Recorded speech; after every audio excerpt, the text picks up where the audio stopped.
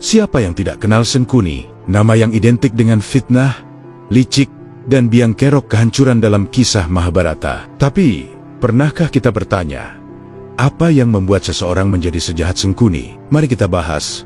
Mari kita mulai dari versi paling populer, versi Mahabharata, dari India. Di sini, akar dendam Sengkuni adalah kekecewaan mendalam seorang kakak. Bayangkan, adiknya yang tercinta, Putri Gandhari, dinikahkan dengan pangeran tertua Hastinapura, Dhritarashtra. Tapi ada satu masalah besar, Dhritarashtra tunanetra. Bagi Sengkuni ini adalah penghinaan yang tak termaafkan. Ia merasa martabat kerajaannya diinjak-injak. Adiknya yang cantik jelita seharusnya menikah dengan Pandu yang perkasa, bukan dengan Dhritarashtra. Sejak saat itu, Sengkuni bersumpah, ia ikut ke Hastinapura bukan untuk mengabdi, tapi dengan satu misi rahasia, menghancurkan dinasti Kuru dari dalam. Sekarang, kita bergeser ke versi pewayangan Jawa, di mana ceritanya lebih berfokus pada ambisi pribadi. Sebelum dikenal sebagai Sengkuni yang licik, ia adalah Haryasuman, seorang pangeran tampan dari Plasa Jenar. Ambisinya setinggi langit, menjadi patih agung di kerajaan Hastinapura. Namun, posisi itu sudah diisi oleh Gandamana, seorang patih yang sakti mandraguna. Sadar tak akan menang adu fisik, Haryasuman menggunakan senjata lain, yaitu lidahnya. Ia menebar fitnah keji tentang Gandamana kepada Raja Pandu, hingga sang patih yang setia itu berhasil diasingkan. Jabatan patih agung pun jatuh ke tangannya. Tapi, karma tidak pernah tidur. Gandamana yang ternyata selamat kembali ke istana dan menghajar Haryasuman habis-habisan. Wajahnya yang dulu tampan, kini menjadi cacat dan buruk rupa. Sejak itulah namanya berubah menjadi Sengkuni, dari frasa Soko Uni yang artinya dari ucapan, sebuah pengingat abadi bahwa penderitaannya adalah buah dari mulutnya atau fitnahnya sendiri. Kisah ketiga adalah yang paling kelam dan brutal. Dalam versi alternatif ini, Sengkuni dan seluruh keluarganya, termasuk ayah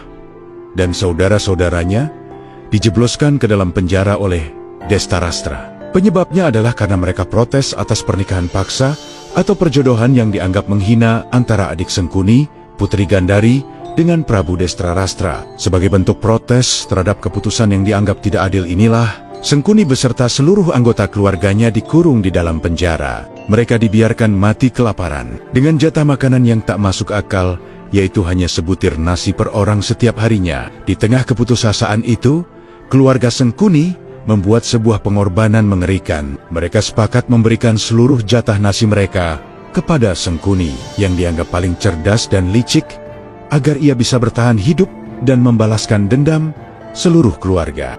Satu persatu anggota keluarganya mati di hadapannya karena kelaparan. Untuk bertahan, Sengkuni terpaksa melakukan hal yang tak terbayangkan, memakan jasad keluarganya sendiri. Trauma ini mengubahnya menjadi perwujudan dendam absolut. Jiwa yang kosong dari segala hal, kecuali kebencian. Dari tiga versi ini, kita bisa melihat benang merah yang sama, yaitu trauma.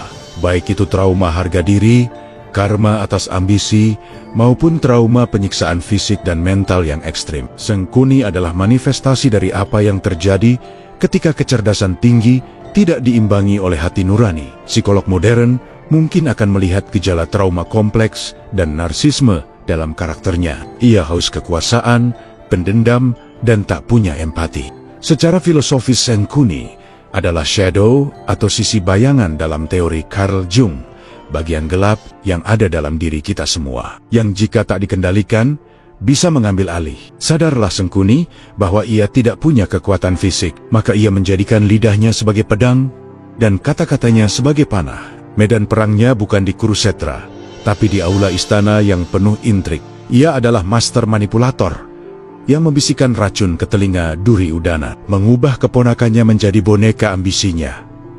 Kematiannya di tangan Bima pun sangat simbolis. Bima tidak hanya membunuhnya, tapi merobek mulutnya, sumber segala fitnah, dengan kuku Pancanaka. Ini adalah hukum karma puitis, di mana sumber kejahatannya menjadi lokasi kehancurannya. Lalu, apa relevansi Sengkuni di zaman sekarang? Ternyata sangat relevan. Para dalang wayang sejak dulu menggunakan Sengkuni sebagai wewarah atau pelajaran negatif untuk mengingatkan kita tentang bahaya fitnah, hoaks, dan ambisi buta. Budayawan Sujiwo Tejo bahkan mempopulerkan istilah The Power of Paman untuk menyindir peran para penasihat licik di belakang layar kekuasaan, yang persis seperti Sengkuni bagi Duryudana. Mereka tidak terlihat, tapi pengaruhnya luar biasa destruktif.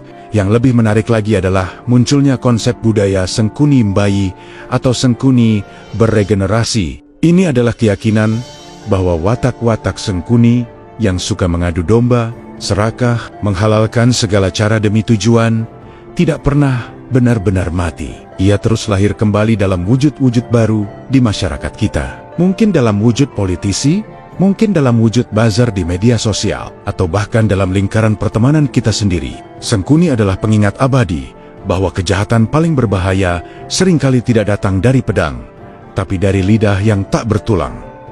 Jadi, Sengkuni lebih dari sekadar tokoh jahat. Ia adalah cermin dari sisi gelap kemanusiaan. Sebuah studi kasus tentang bagaimana rasa sakit dan trauma bisa melahirkan monster. Kisahnya mengajarkan kita untuk waspada, bukan hanya pada Sengkuni di luar sana, tapi juga Sengkuni yang mungkin bersemayam di dalam diri kita sendiri. Terima kasih sudah menyimak sampai akhir. Apa pendapat kalian tentang sosok Sengkuni ini? Apakah ia murni jahat atau korban keadaan? Tulis di kolom komentar ya. Jangan lupa like dan follow akun Kaurian agar kita bisa terus belajar bersama. Sampai jumpa di video berikutnya.